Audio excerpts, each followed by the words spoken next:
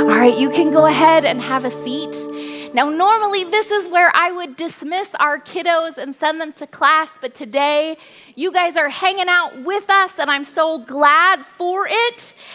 You should have your busy bags. If you don't have your busy bags, you can go ahead and raise your hand in the air like you just don't care, and we can make sure we get one for you. But I'm going to ask that you not open them even yet. Wait for it, wait for it, wait for it. Because I need your help with something today before we get to those busy bags, okay?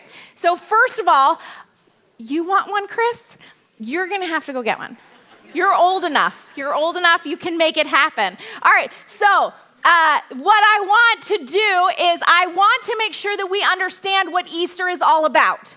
So I want to have you help me because what Easter is all about, what it means is that freedom has come. So I need everybody in the room to say that with me. What Easter means is? Okay, and Easter means? It means that? Okay, good. So we're gonna do a little call and response today as we go back and forth through this. So whenever I say something that sounds something like, which means?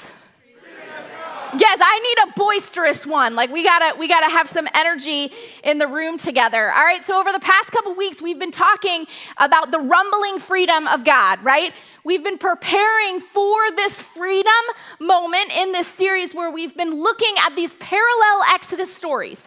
We've been looking at the Exodus story at the very beginning, well, sort of the beginning of the Old Testament. And we found that we find in the book of Exodus with the Hebrew slaves that were set free from the slave drivers in Egypt. And then we've been comparing it to the Exodus that's in the New Testament Gospels, where Jesus' life, death, and resurrection sets people free. And we've been looking at sort of these two parallel stories. We've been looking for how do we experience freedom? How do we experience the freedom that God has for us? And how do we join God in his freedom mission? So the past couple weeks, we've been doing a couple things. The first week, we looked at saying no to oppression and yes to God. How do we do that? How do we live that out? We looked at what does it look like to let go of the controlling the outcomes of freedom and instead surrender to God's outcomes. We looked at 2 weeks ago, recognizing the role and the resources that are in your basket. How do we pursue freedom using the things that we have, our roles and the resources that are right around us? And then last week, we looked at what does it look like to take this journey to freedom in solidarity with others. The journey to freedom is kind of long and arduous, and we're not meant to do it alone. So we need to understand who are the people that are surrounding us and that can walk with us, that can celebrate with us and encourage us, that can help us through this journey. And where we ended last week was about those who stayed with Jesus at the lowest point of his life in the suffering and the death of Jesus. But today, we've arrived on the glorious day that is Easter, and we get to celebrate what Easter means, which is freedom has come. All right, now since our Lenten series, this led up to this, and one of the things that I've been thinking about is how Easter is, well, Christian holidays are really weird and kind of backwards, right? When I think about Christmas, who loves Christmas? Okay, great. Christmas, this might not land for some of the kids. It will land for some of the adults. Christmas is supposed to be very joyous, right? Right? It's supposed to be like filled with joy and child wonderment, and Christmas is about a baby and how great is a baby. But I always experience Christmas as very sad. Christmas is very sad to me. It's cold. It's dark. It doesn't feel joyous at all, right? But then we fast forward to Easter. Easter is about a dude dying. It's supposed to be very sad, but in fact, I find Easter so exciting, right? It's starting to warm up, the greenery is coming up, and we get to celebrate that dead things don't stay dead, but resurrection happens, right? And so it feels a little backwards. We get to celebrate life today. And so what we're gonna do in order to practice celebrating, or at least to think about celebrating, getting us in the mood of celebration, is I wanted to start with a little game, okay? We're gonna play this game, which is the best celebration song? All right?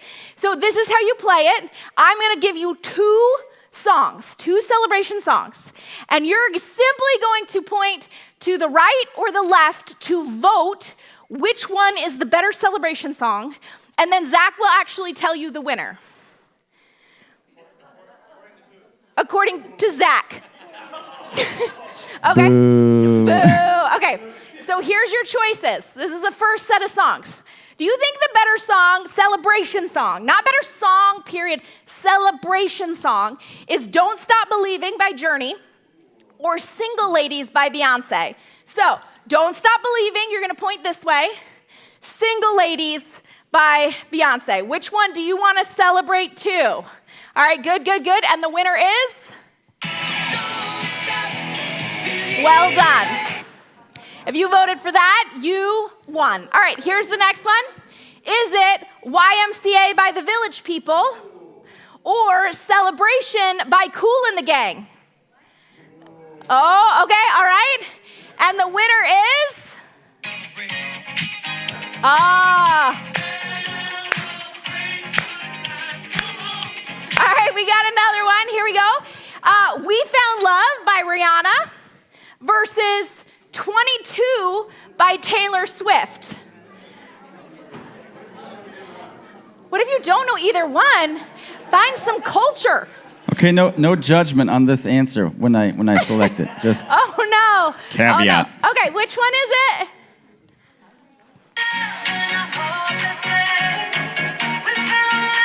Wait, which is that?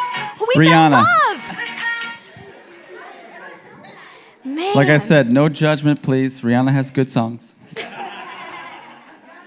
All right, here's the last one. I Want to Dance with Somebody, Who Loves Me by Whitney Houston, or Bohemian Rhapsody by Queen. Oh, this one probably is the most controversial. Yes. This one has the most. All right, so Zach. Wait, hold on a second. I just want to preface this. Both are very talented. Just keep that in mind. Both are very talented, but we're talking about celebrating. We're talking about celebrating. Celebrating, and here it is.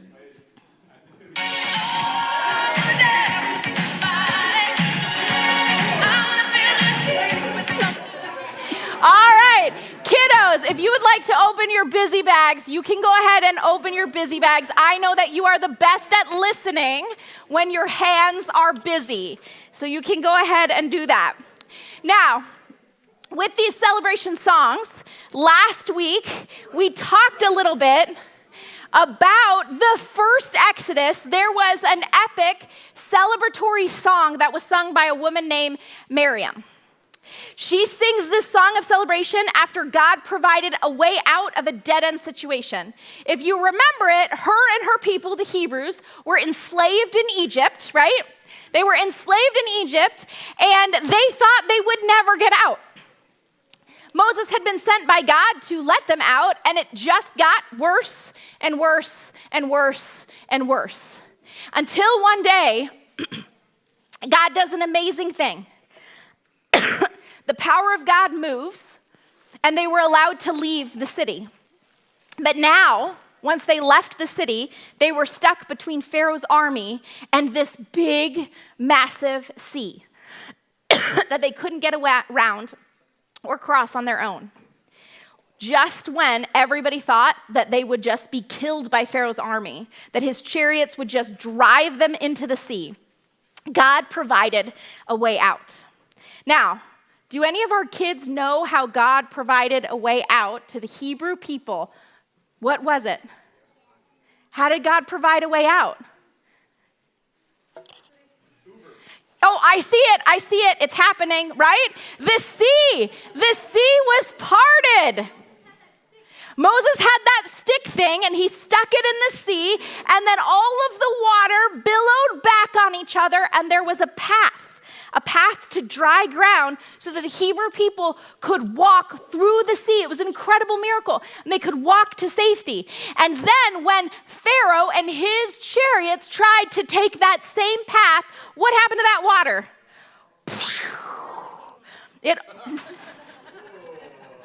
And then, I want to dance with somebody, right? Okay, that water fell in on them. And the people of God were saved. And Miriam sings this song to celebrate what God had done. And we read it last week, but I want to read it again. It's in Exodus 15. Then Miriam the prophet, Aaron's sister, took a timbrel in her hand, and all of the women followed her with timbrels and dancing. Miriam sang to them, "Sing to the Lord, for he is highly exalted. Both horse and driver he has hurled into the sea." It says that Miriam was this prophetess of God, which means that she was the person who God spoke to. And then she went and proclaimed those words to the people. And what was she proclaiming here? She was proclaiming this good news that the army had been destroyed, that they were on the other side, that God delivered them, which means freedom has come. And they thought, there's no way forward, but God made a way. Now, if we fast forward to the New Testament, if we look at the Exodus that's told to us in the Gospels, we see another woman that proclaims this good news, which means you guys are killing it. I'm loving it, right? And we see this in Matthew chapter 28. We're told this story that after the Sabbath, at dawn, on the first day of the week, Mary Magdalene and the other Mary went to look at the tomb where Jesus was laid. And there was a violent earthquake. Maybe you could call it the rumblings of freedom. For the angel of the Lord had come down from heaven, and going to the tomb, rolled back the stone and sat on it. His appearance was like lightning, and his clothes were as white as snow. The guards were so afraid of him that they shook and they became like dead men. The angel said to the woman, "Do not be afraid, for I know that you are looking for Jesus, who was crucified. He is not here. He has risen just as he said. Come and see the place where he lay. Then go quickly and tell his disciples that he has risen from the dead, and he's going on ahead of you into Galilee, where you will see him. Now, I have told you." So the woman hurried away from the tomb, yet filled with joy, ran to tell his disciples. In this Exodus story, Mary becomes the prophetess that proclaims that Jesus is alive. That if death can't hold him, if death can't hold Jesus, death can't hold any of us. It means that everything that Jesus said about the kingdom coming to earth is true. Everything Jesus said about setting us free from sin and death, that was true, which means freedom has come. Now, here's the thing, if I'm honest, it took me a really long time to understand what the resurrection means. In fact, I would say that I am hoping that in 10 years from now, I have a better understanding of what the resurrection means than I do right now. I never want to stop understanding and digging deeper and having a better understanding of what the resurrection means. But if I look at what I understood 10 years ago, it is pale in comparison. It pales in comparison to how I understand it now. Mostly, I just thought that it was just this really great miracle. Like, how cool is that? That God must be like ridiculously, really, really powerful. And that since he's still alive, like, it's good news that somehow he's in control. Like, that's awesome. And yes, both of those things are true. But if I'm honest, I didn't really get it. That's not a complete understanding of what the resurrection actually means. And it was difficult for me, particularly to understand what the resurrection means, because I was born into a world where it didn't really look like I was enslaved to anything. It didn't really look like I was enslaved to anything, right? And all the narratives around me told me that I was free. It wasn't until later that I realized that I was a slave to broken relationships. I was a slave to manipulation. I was a slave to like broken systems that I participated in. And so I was entrenched. I didn't even know that these broken systems even existed. I was a slave to making myself look and behave a certain way in order to earn love and acceptance. I was a slave to participating in an economic system that would say that my value and my purpose was working so that I could earn money, so that I could buy things, so that I could increase my worth, so that my work would be more valuable, so that I could earn more money, so that I could buy more things. I was a slave to that. I was a slave to a system that had me running and running and running and running and running with no rest. Because I was a slave to thinking that my worth and my value was based on how busy my calendar was, how many plaques were on my wall, how many A's were on my report card, how many people had shared stories about me or who had heard what I had done. I was a slave to all of that. But all the narratives around me kept saying, you're free, you're free, you're free, you're free. And like a dog sort of like gnawing on a bone that just won't give it up, I would come back to these things again and again and again. Even when they would hurt me, even when I would get burned by them, I would just keep returning to them. I couldn't stop even though I knew that I needed to. But I thought that I was free because my slave driver was a master that didn't have a singular name, like Pharaoh. And maybe your master is or was different than mine. But maybe yours doesn't have a singular name either. So it's difficult for you to see the chains that are around you. Now, I think that this is exactly why Jesus came to Jerusalem during Passover. Like Jesus could have come to Jerusalem to die and be buried and resurrected during any number of Jewish festivals. There's a ton to choose from. But he doesn't. He chooses Passover. He chooses this one because he wants to try to create this parallel that says, hey guys, you know how you were slaves in Egypt. You know how you had a slave driver that wouldn't let you go. You know how God created this place of freedom. I want you to understand you are slaves to something else. I want you to be able to see that though we could name Pharaoh as the slave driver here, there is an unknown slave driver that maybe you can't name.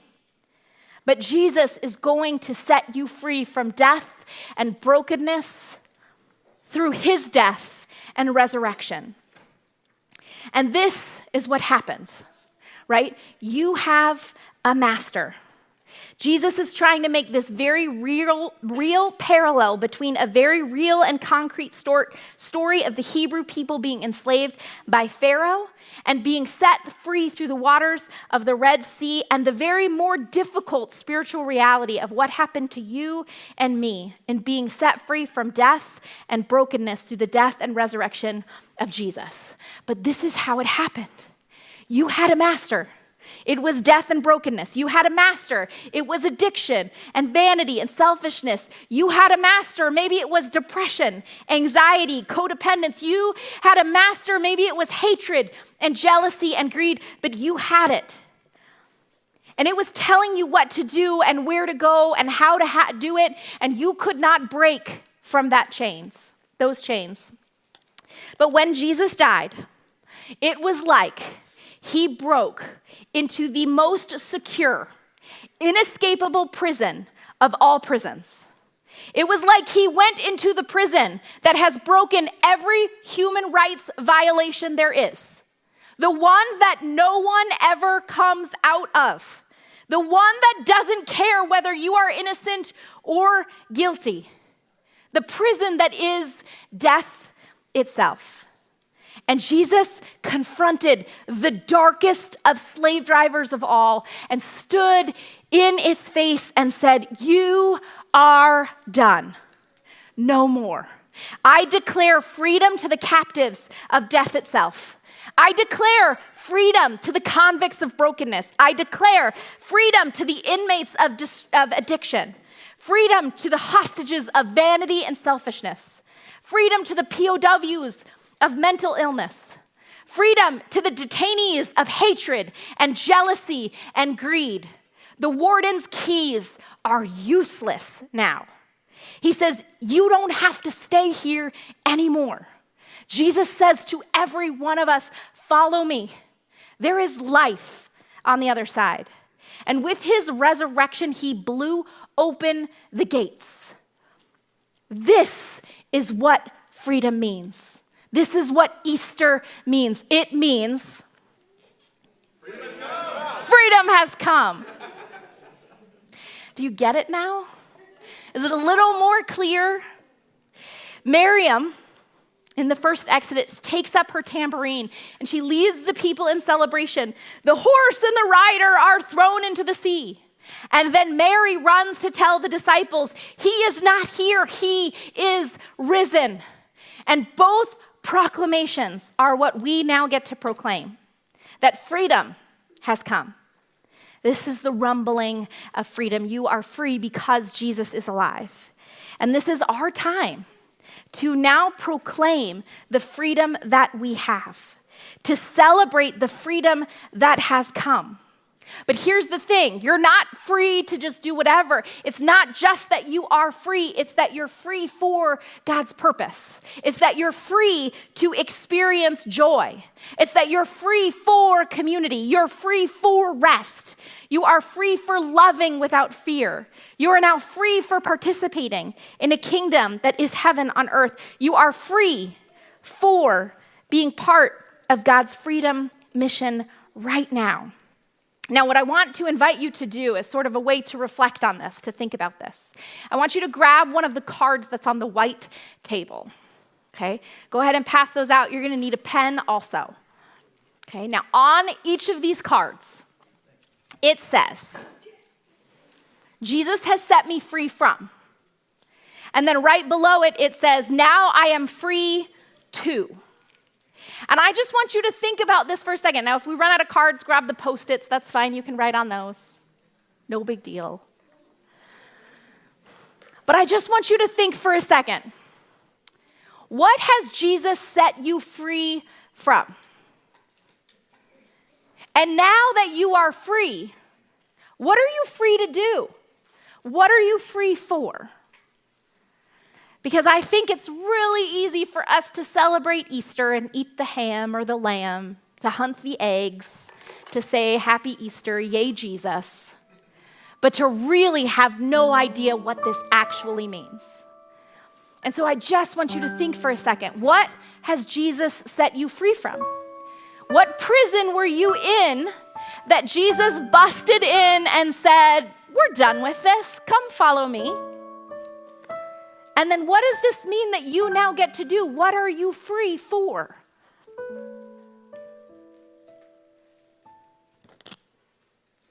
Now, in a second, I'm going to invite you, if you're interested, to speak them out loud. You don't have to. It could remain totally silent in this room, and that's fine. It doesn't mean that God hasn't freed us from things. It doesn't mean that Jesus hasn't done an amazing thing. It just means we feel quiet and shy today, and that's fine. But what I want us to do is to do the same song of celebration that Miriam did when they came out the other side of the Red Sea. And I want to do the same proclamation that Mary did. The tomb is empty. He isn't here. He's risen.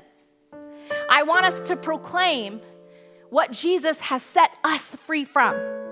And now we are free too. And after each card is read, and there's no microphone, you're just gonna shout it out one at a time, whoever is interested. And after you say it, each one of us is going to respond back, freedom has come. Freedom has come. And that will be our communal song of celebration. So whenever you're ready, if you have a card and you want to shout out, Jesus has set me free from, and now I am free too.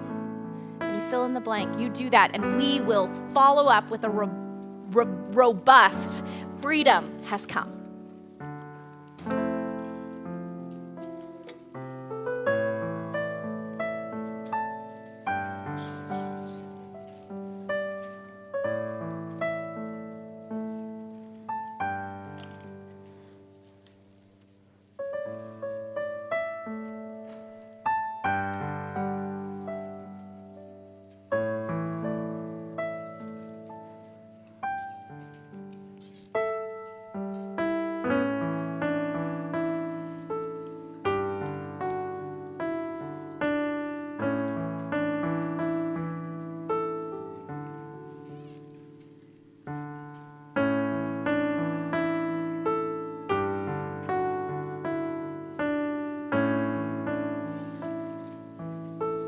Father God, we want to sing a song of celebration to you. We want to proclaim that you have set us free. So will you take this act of worship, of proclaiming the ways that you have set us free? Will it be a sweet fragrance to you? Will you hear the celebration of your people as we proclaim the freedom you have given us? All right, if anybody wants to share.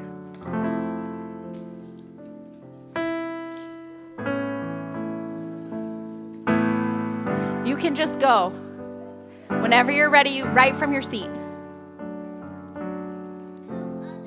Help others. All right, we all respond. Freedom has come.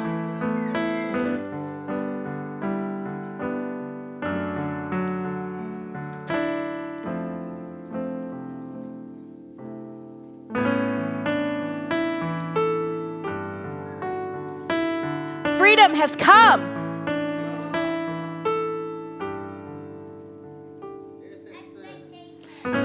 Expectation of death and sin. Freedom has come.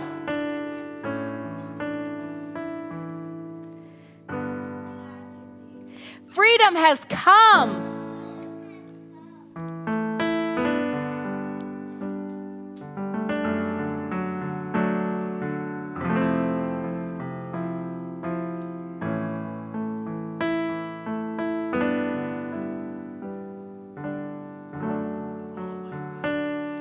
Freedom has come.